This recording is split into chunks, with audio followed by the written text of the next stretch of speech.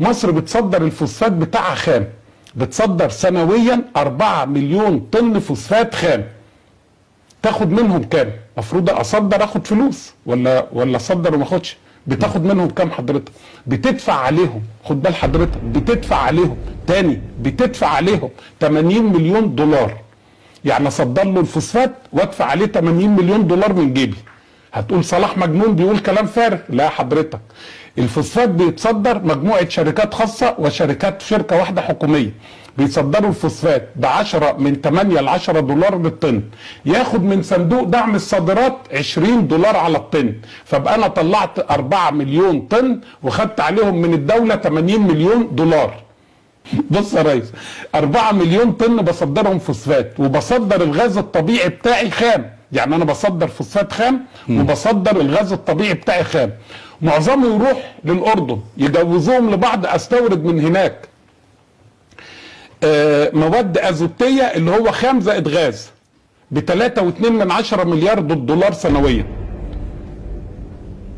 طب انا بصدر من عندي ده خام وبصدر الغاز بتاعي خام.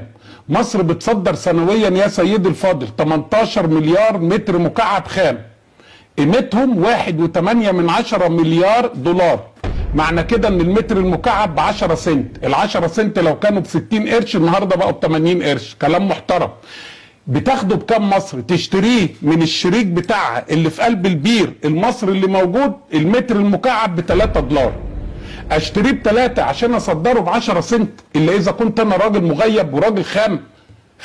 خام ده معناها راجل، ما هو الدوله اللي تصدر منتجاتها خام يا سيدي الفاضل دوله عقول مسؤوليها ناس خام زي فيلم كده اسماعيل ياسين وهو جاي من العتبه، الراجل لقطه وباع له بتاع العماره وخد فلوسه وجري. ده ناس خام، ده ناس بتفكر، ده واحد خام. اصدر انا المنتج بتاعي خام واشتريه من اللي جنبي ب 600 ضعف المبلغ اللي انا بصدره بيه، الا اذا كنت انا راجل خام.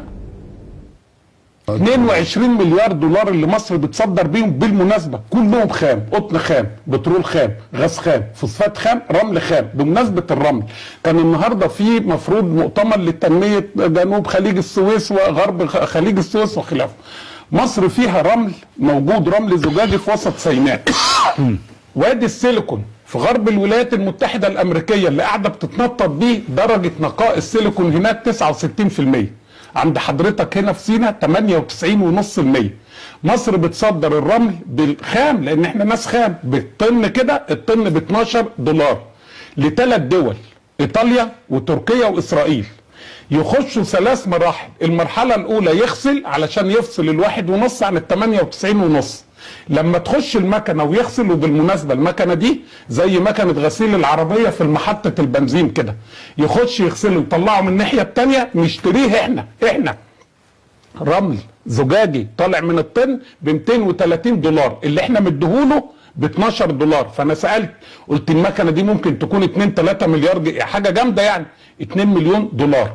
طب انا خدت الرمل دوت اعمله ازاز زي ده حضرتك، الطن يطلع لي منتجات زجاجيه زي ده ب 2000 دولار. طب مش هعمله ازاز وهعمله شرايح سيليكون للكمبيوتر واخدها من اسرائيل، الطن يطلع منتجات ب 23,000 دولار. والارقام اللي بقول لحضرتك عليها لا يستطيع احد داخل جمهوريه مصر العربيه ان يكذب فيها رقم واحد.